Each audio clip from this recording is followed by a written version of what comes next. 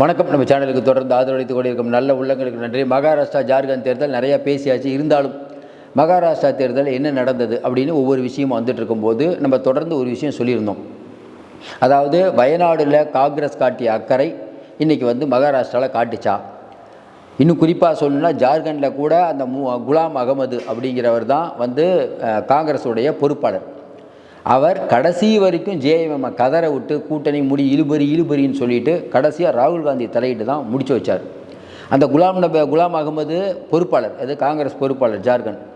2 நாள் தான் அங்கே இருந்தார். 3ஆவது நாள் காஷ்மீர் போனவர். அதுக்கப்புறம் வரவே இல்லை. கடைசி நேரம் வரைக்கும் ராகுல் காந்தி ஃபோட்டோவும் காங்கிரஸும் போடாமல் தான் பிரச்சாரம் போயிட்டுருக்கு. தேர்தலுக்கு 2 நாளைக்கு முன்னாடி தான் காங்கிரஸ் களத்துக்கே வருது.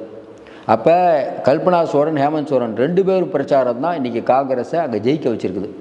ஆனால் மகாராஷ்டிராவில் 3 மாதமாக தேர்தல் கூட்டணி இழுபறி. உத்தவ் தாக்கரே அவ்வளோ சீட்டு கேட்குறாரு, அவர் இவ்வளோ சீட்டு, கடைசி வரைக்கும் இழுன்னு இழுத்து ஓட்டு.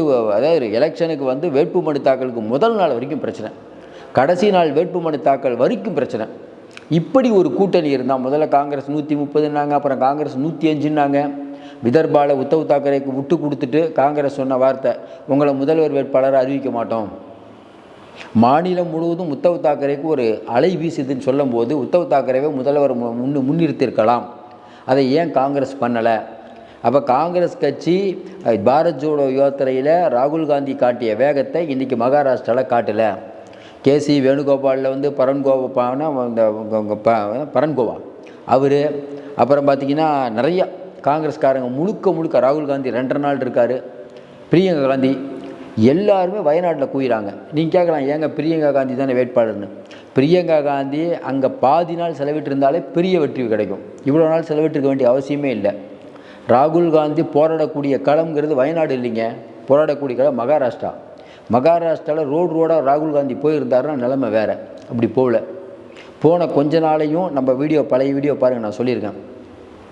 எப்போ பார்த்தாலும் நம்ம அந்த அரசியலமைப்பு சட்டத்தை புத்தகத்தை காட்டணும். ரைட்டு, போன தேர்தலில் ஒர்க் அவுட் ஆச்சு. உத்தவ் தாக்கரேக்கு ஒரு அநீதி இழைக்கப்பட்டது, போன தேர்தலில் ஒர்க் அவுட் ஆச்சு. சரத்பவாருக்கு ஒரு அநீதி இழைக்கப்பட்டது, போன தேர்தலில் ஒர்க் அவுட் ஆச்சு.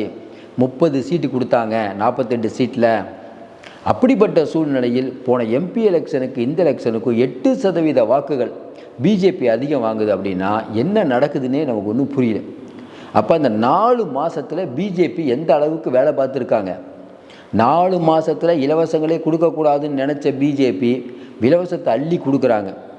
மாதம் 1500 ரூபா திட்டம். இப்போ ஏதாவது தீபாவளிக்கு எல்லாருக்கும் பணம், பெண்கள் எல்லாத்துக்கும் ரேஷன் கார்டு இருக்கவங்களுக்குலாம் பணம் அள்ளி இறச்சிட்டாங்க. அப்போ இதெல்லாம் நம்ம அதான் காலையில் சொன்னோம், இதெல்லாம் திமுகவுக்கு ஒரு நம்பிக்கை.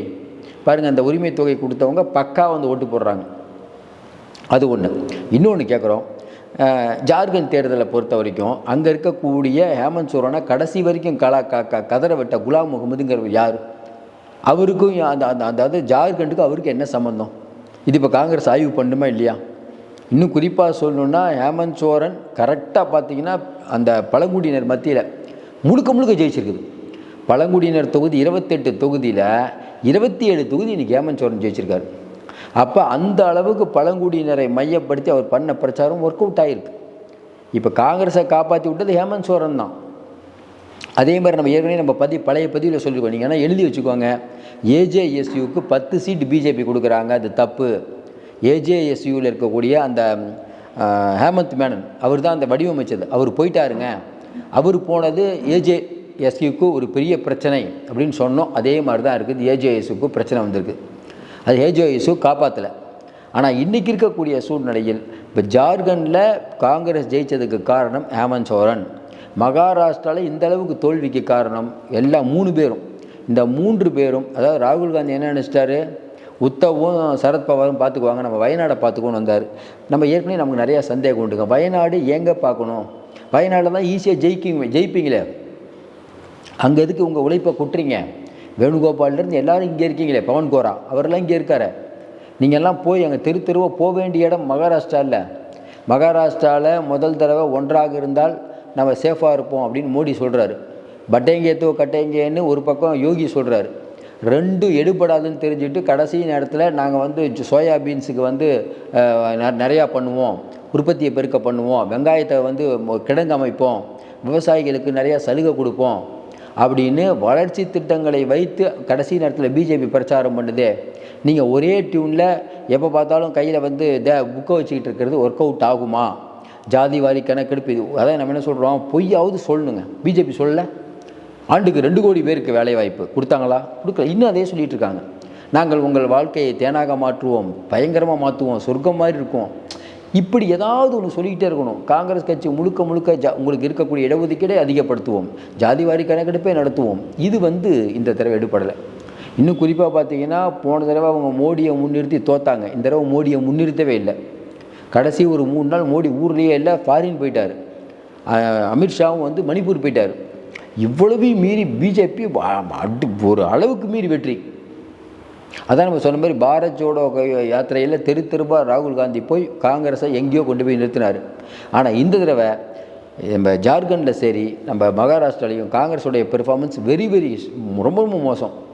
ஒரே ஒரு நாள் நாக்பூரில் போய் பிரியா காந்தி பிரச்சாரம் பண்ணுறாங்க. நம்ம என்ன கேட்குறோம், இன்றைக்கி மகாராஷ்டிரா முக்கியமாக வயநாடு முக்கியமாக? வயநாடு முக்கியம். வயநாடு நம்ம தான் சொல்கிறோம், வயநாட்டை நீங்கள் போலினா கூட ஜெயிப்பீங்க சார்.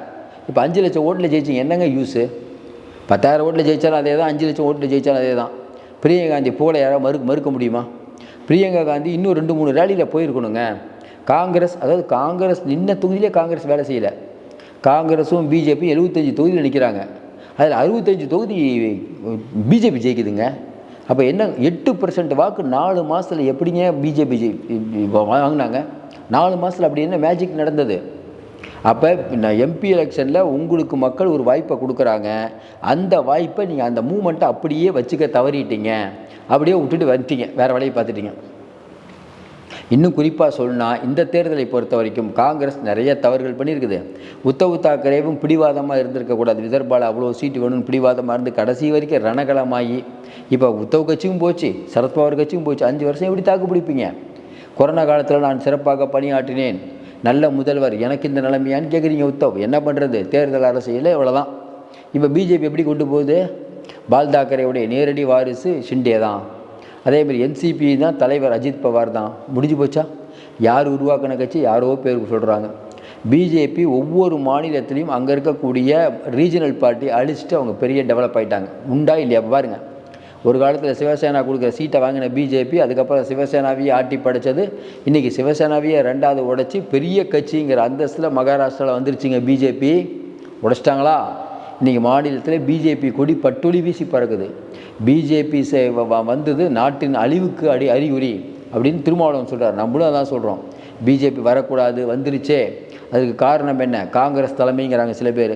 ராகுல் காந்தி, பிரியங்கா காந்தி, சோனியா காந்தி இருக்கிறனால தான் இந்தளவுக்காக ஜெயிச்சது. இல்லாட்டா எப்போயோ காங்கிரஸை ஊற்றி மூடியிருப்பாங்க. தொடர்ந்து நம்ம சொல்கிறோம்ல, ராகுல் காந்தி வந்து பிரியங்கா காந்தி பெரிய பலம். ஆனால் இவங்க தேர்தல் ஸ்ட்ராட்டஜியை உருவாக்குறதுல எப்பயுமே பிஜேபி தேர்தலை பற்றியே சிந்திக்குது. இவங்க இதை பற்றியே சிந்திக்காமல் கடைசி நேரத்தில் லேட்டு இதே மாதிரி தான் எல்லா தேர்தலையும். ஹரியானாலும் இதே மாதிரி தான் பண்ணாங்க. குமாரி சஜ்ஜா கடைசி நேரத்தில் தான் வந்தாங்க பிரச்சாரத்துக்கே. பிரச்சனை, உட்கட்சி பூசல். மகாராஷ்டிராவில் பார்த்தா உங்களுக்கு என்ன பண்ணுறீங்கன்னே தெரியல, என்ன ஸ்ட்ராட்டஜி பற்றி பண்ணுறீங்கன்னே தெரியாமல் நீங்கள் 3 மாதமாங்க யாராவது பேசிகிட்டு இருப்பாங்க. தேர்தல் ஆணையம் வந்து தேர்தல் அறிவிப்பை வெளியிடத்துக்கு முன்னாடி உங்கள் கூட்டணி முடிவு பண்ணிட்டாங்க. சார் நீங்கள் என்ன சார் பண்ணீங்க? அதாவது அஜித் பவார்லாம் ஜெயிக்க மாட்டார்னு ஆர்எஸ்எஸ்ஸே சொல்லுது. அவர் 36 சீட்டு ஜெயிக்கிறார். அதனால் இன்றைக்கி இருக்கக்கூடிய சூழ்நிலை காங்கிரஸ் நிறையா பாடத்தை கற்றுக்க வேண்டும். ஒவ்வொரு தடவையும் இதே மாதிரி நம்ம சொல்லிகிட்டு இருக்கோம், பாடம் கற்றுக்கணும். எவ்வளோ நாள் தான் காங்கிரஸ் பாடம் கற்றுக்க போகுதுன்னு மக்களுக்கே ஒரு சலிப்பு தான் வருது. இன்றைக்கி இருக்கக்கூடிய சூழ்நிலையில் ஒரே ஒரு விஷயந்தான், நம்ம ஒரு விஷயம் நடந்து போனோம்னா அடுத்து என்னன்னு தான் பார்க்கணும். நல்லா யோசனை பாருங்கள். ஜார்க்கண்டில் ஹேமந்த் சோரன், கல்பனா சோரன் அவங்க பிரச்சாரம் தான் இன்றைக்கி கை கொடுத்துருக்குது. கடைசி 2 நாளைக்கு முன்னாடி தான் காங்கிரஸுடைய போஸ்ட்டே பார்க்க முடியுதுங்கிறாங்க.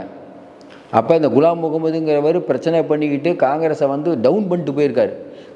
காஷ்மீரியில் போய் தூங்கிட்டார் அவர். காங்கிரஸ் பொறுப்பாளர் வேலை செஞ்சதெல்லாம் ஹேமந்த் சோரன். அதனால் இன்றைக்கி இருக்கக்கூடிய சூழ்நிலையில் மறுபடியும் சொல்கிறோம், ஜார்க்கண்டில் ஒரு ஆறுதல் வெற்றி தான். 258 சீட்டு உள்ள மகாராஷ்டிராவை இழந்தது காங்கிரஸுக்கு மிகப்பெரிய அடி.